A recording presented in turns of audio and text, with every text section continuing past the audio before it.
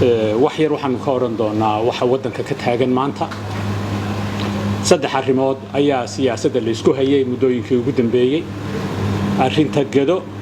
gudiyada madaxa bannaan inay noqdaan ee doorashada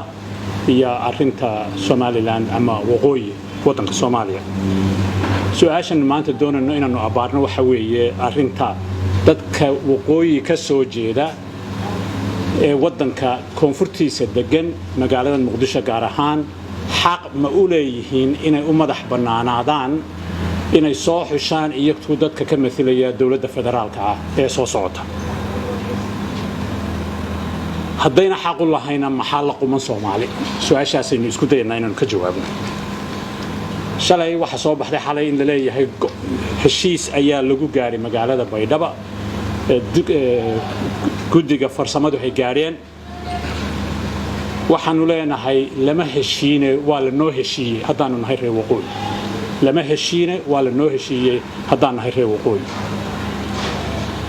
haddii dadka Soomaaliyeed gaar ahaan Muqdisho degan iyo Banaadir degan hadday arrintaa ka aamusaanna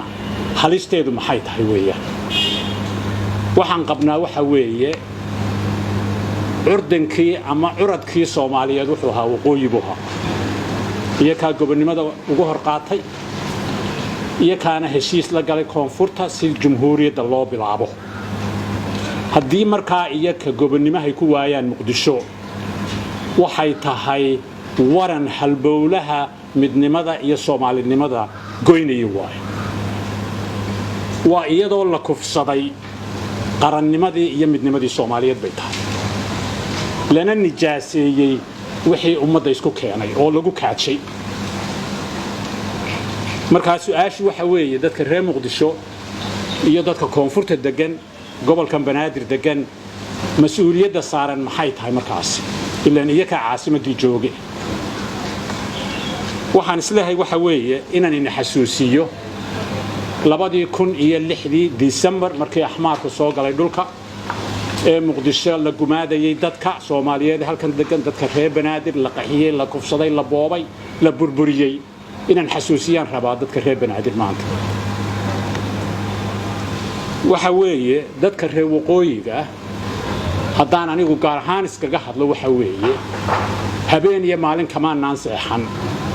sidii dadkaasi xaqooga ay u helayeen axmaarna looga saari lahaa wadanka Mareykan baan u tagnay Yurub baan u tagnay Afrikaan u tagnay meel walba aanu ku taageerano dhibta walaalaha iyo caasimadayadii haysata ninka fuushan buurta villa Soomaaliya xaquu ku maqnaa 2006 ilaa 2008 xaquu ku maqnaa bal inuu soo raadiya muuqaalna muu lahayn maqaamna muu lahayn isagii ayaa doonaya markaa maanta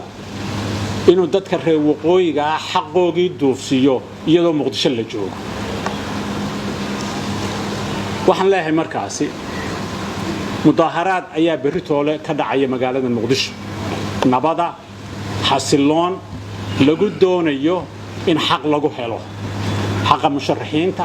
xaqa qaranka xaqa dadweynaha Soomaaliyeed iyo xaqa reer waqooyiga lagu doonayo waxaan leenahay yuna mudaharaadkaasi noqon beriyo qura waa inuu joogto noqdaa ilaa xaqa la helayo haddii kale inta beri la isku yimaado oo la kala dareero oo la kala seexdo waxay soo kordhin doontaa ma jirto marka waxaan ku boorinayaa dadka reer Banaadir intay is ururiyaan si joogto ah mudaharaadkaasi u socdo ilaa ninka buurta fuushan iyo kuwa la shaqaysta hay aqligu u soo noqdo fariimaan u diranaa jimciyadda quruumaha waxaad moodasaan ninka jimciyadda quruumaha ka madaxda ah inuu u dhaqmayo sidii governatorkii Talyaaniga oo isagu kala hagayo waxana la sameeyo waxa lama sameyn karo waxana la sameeyo leeyahay waxaan ku leeyahay isaga iyo xulafadiisana dadka Mareykanku way diideen Trump oo waxay yidhaaheen distoor baa jira distoorka lagu shaqeynaya waxaan ku leenahay jimciyadda quruumaha xaq Soomaaliyeed baa jira oo cidnaba loogu aabayeelay marka ama sidii jimciyadda quruumuhu hay u shaqeyn jirtay markii isticmaalku joogay kontomeeyadii hay u dhaqmi jirtay ha u dhaqmo haddii kale dadka Soomaaliyeed waxaan u sheegnaa jimciyadda quruumahana inay iska qabtaan ta ugu dambaysa walaalayaal waxa la yidhi waa la heshiiyey baydhabo heshiis baa ka soo baxaa la yidhi Soomaali waxaan ku leenahay gaar ahaan reer Banaadir waxaan ku leenahay waa la noo heshiiyey haddaanu reer waqooyi nahay waa la noo heshiiyey ma noo hiilinasaan haddii had noo hiilisaan annakuna sidii awalba hanu iniigu hiilinanay ayaanu iniigu hiilinanaa haddaad naga seexataanna dee annaku meel nijaasa oo qarankii Soomaaliyeed lagu nijaasaynayo oo lagu kufsanayo midnimadii u dulqaadan mayno wixii nala qumana annakoo midnimada ku mitidana ayaanu yeeli doonaa waad salaamantii